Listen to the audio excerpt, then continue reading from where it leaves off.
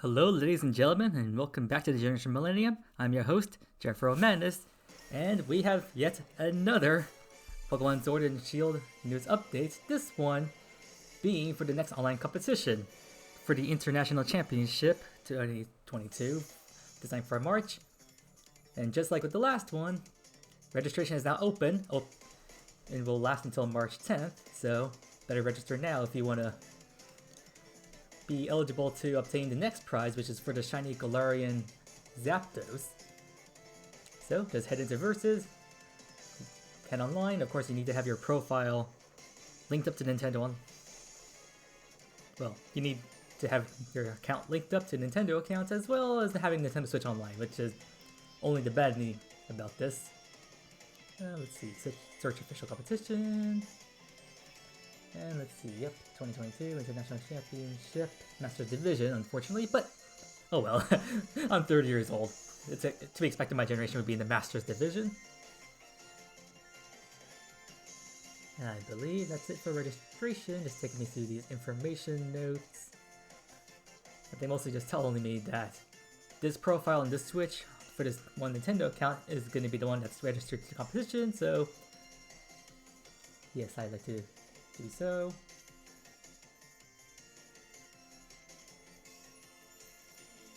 And my entry is completed. Alright, simple as that, guys. And as for other related news other than just that, well, for this competition itself, I should probably mention... nope, wrong one. Well, then for this competition, the rules are the same as the previous one. So, it will be a double battle format with all the typical rules you can expect. Actually, I'm on Serbia right now. Let me just go over and look over the quote-unquote official rulings. So let's see, the actual competition will take place from March 11th to March 13th. That's a Friday to Saturday weekend. That's how all online competitions are. Double battle format. You register up to 4 to 6 Pokemon for this, although you should be smart and always register 6 so people are guessing what Pokemon you're bringing to the battle. Let me see here. And I think I made a mistake on my last time I talked about this, but restricted Pokemon are one thing, but then banned Pokemon, there are also actually Pokemon that are banned, like the Mythicals themselves, like Mew, Celebi, Jirachi, Deoxys, these Mythicals, they're all banned. But restricted Pokemon, like the Box Art Legendaries, these ones are still allowed to be eligible in this. Just like last competition, you can still bring in those Box Art Legendaries like Zamazenta, Zacian, and Eternatus, Calyrex fused forms, pretty much all those kinds of Pokemon. You can bring up to 2 of those Pokemon into the battle. Although I don't know if that includes regular Legendaries can still be brought in amongst the restricted ones. I don't see that mentioned here, but either way, bringing in 2 is pretty much overkill to begin with, so I usually stick with just a combination of them. Speaking of which, I probably just should mention the concept behind this team in general.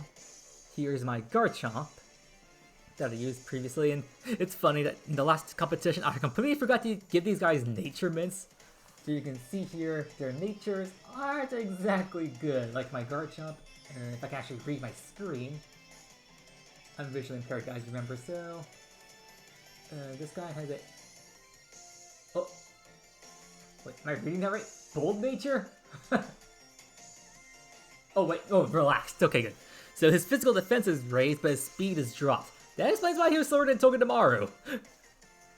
So yeah, given his guy the proper nature he needs, which is the Jolly nature, that's what I wanted him to have. He has Rotom, who I didn't even bring into any of my 3 battles the previous time, but the main gimmick behind this guy is that he uses the move Trick here to give a Choice Scarf over to my opponent. Now, while that may seem like bad because Choice Scarf gives them like a 50% boost to their, well, to their speed stat anyway.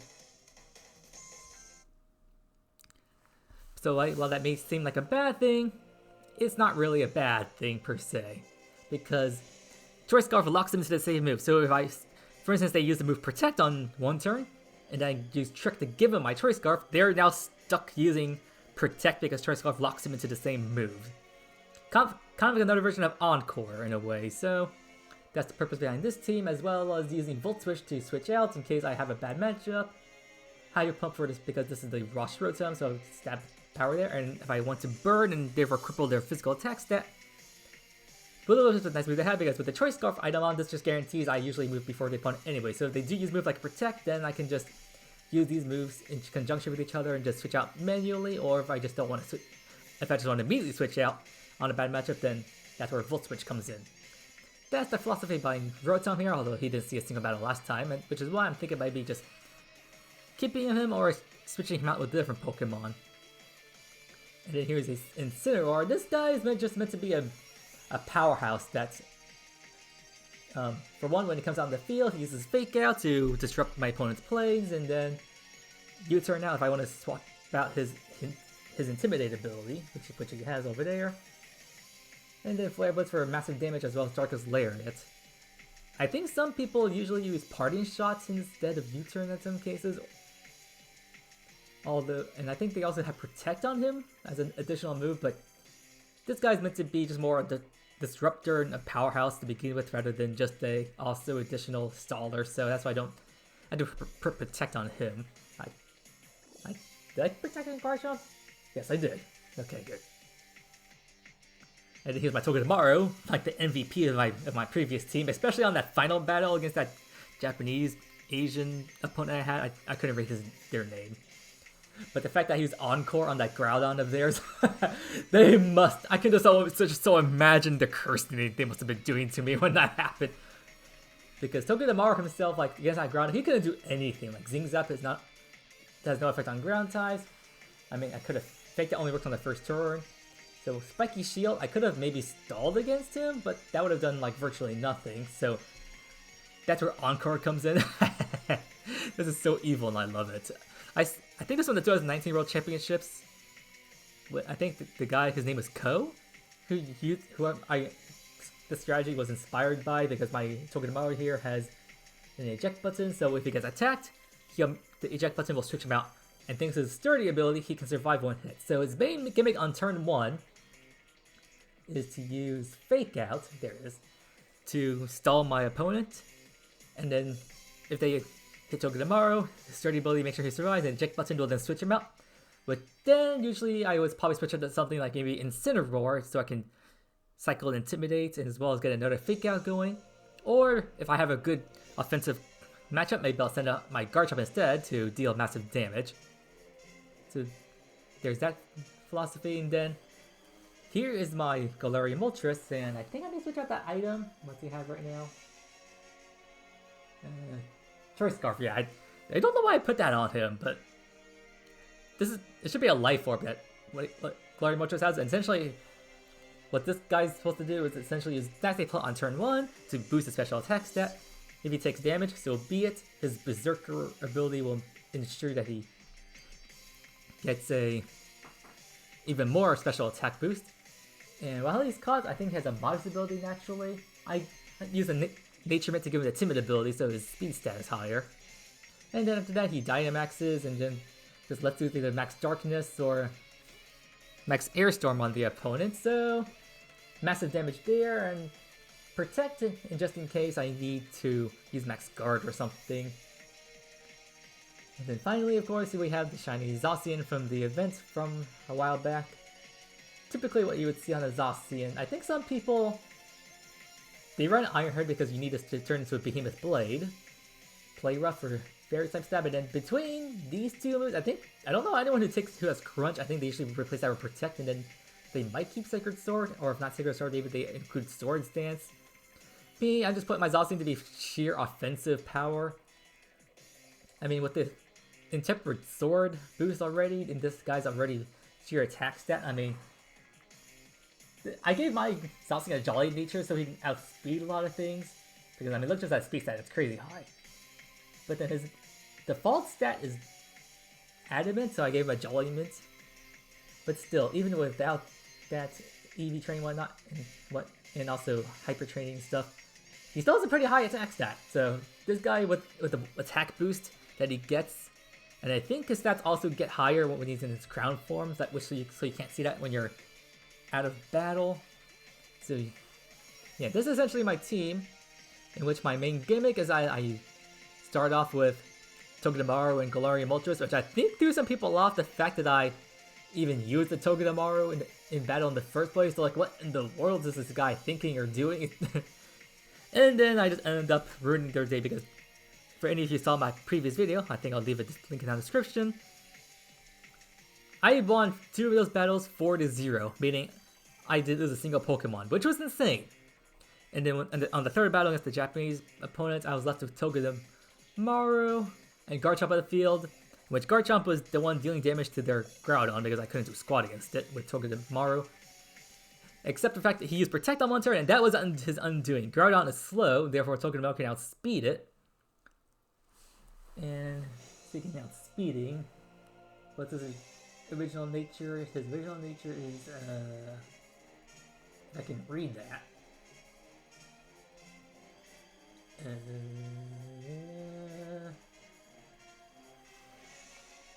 Wait, does that say adamant? Okay, that's not bad per se, but I wanted his speed stats to be high, so I gave him a Jolly Mint. Now let me see if I can see his speed now. 320. Let me see Garchomp's speed now. Now we have the Jolly Mint on him. 333, okay, yeah. So in that previous battle, Togedemaru was faster than my Garchomp, which does make sense because Togedemaru has an adamant nature originally, and Garchomp had a relaxed nature, so therefore his speed stat was even lowered more, which is why my Togedemaru could outspeed him. But now, with the proper nature mints given, Garchomp is now faster. Let me see Rotom's speed. 200. Okay, that's not great, but it's not the worst either. With the Choice Scarf, that should increase his speed. No, what I don't really have right now. Choice Specs. I should probably switch that around with Moltres. There we go. And then Incineroar's not meant to be a fast Pokemon. Yeah, his speed stat is... Wait, that's IVs. Yeah, his speed stat 156. Not that great, but his attack stat... Yeah, I gave my Incineroar his EVs and HP because of Flare Blitz's recoil. And he should be holding... Yep, Citrus Berry. That heals up his HP. So yeah, that's essentially the team that I'm using for the International Championships, although I'm still pondering on switch out Rotom because I don't think I used them even once. And I did bring in Zacian into the first battle, but I ended up not needing him because I ended up winning the battle just with Togedemaru, Galarian Moltres, and Incineroar I think I brought into that first battle. So yeah, that's essentially how I set up my team, and don't forget you can do Hyper Training. Let's see. Oh, I think I caught this Garchomp on from a hosted den with someone who maxed out their IVs. This one, Rotom.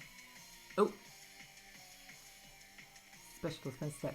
Okay, I need to hyper train this guy at some point. I'll do that off screen. Togedemaru. Alright, now. I mean, Incineroar. Wait, did I not hyper train you either? Huh. Well, that explains a few things. I mean, his attack stat's high, but it could be higher. And yeah, his pretty good. So I got this guy. His IVs were decent, but not the greatest. Let's see if we can check Togedemaru.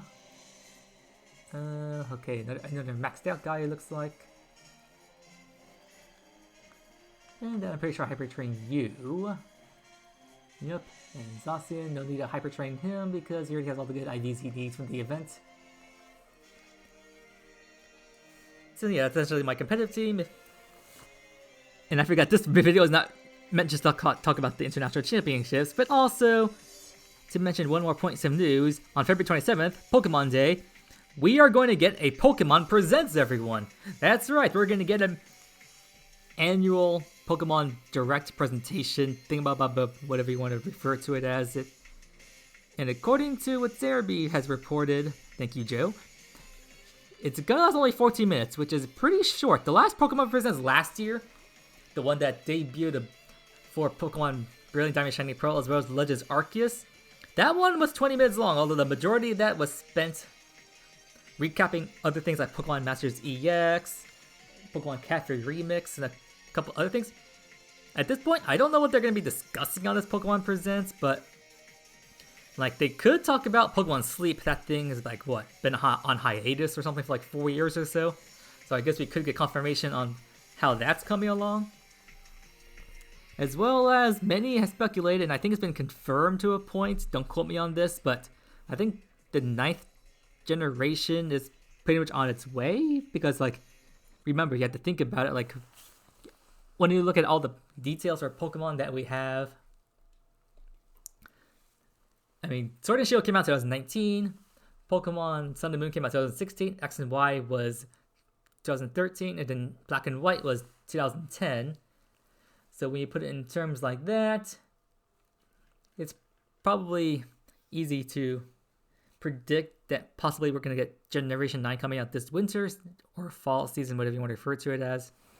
Sometime maybe this November if they want to stay on track with their game releases.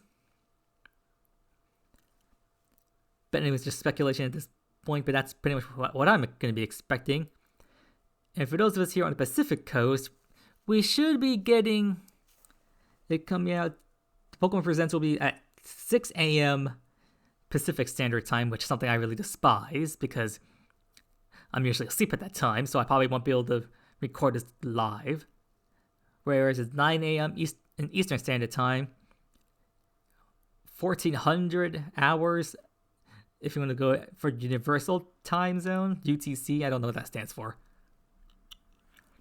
And for the other time zone, it's like 1500 at CES, 2300 JST. I'm guessing that's Japan.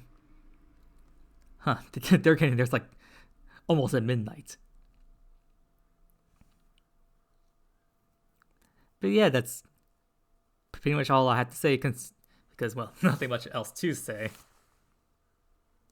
So if you guys just like my content, my little international competition review, as well as just the whole fact that we're getting a Pokemon Presents and just hype for Pokemon Day, and I guess you can get ready for the Pokemon Johto Go Tour and Pokemon Go if you're still into that.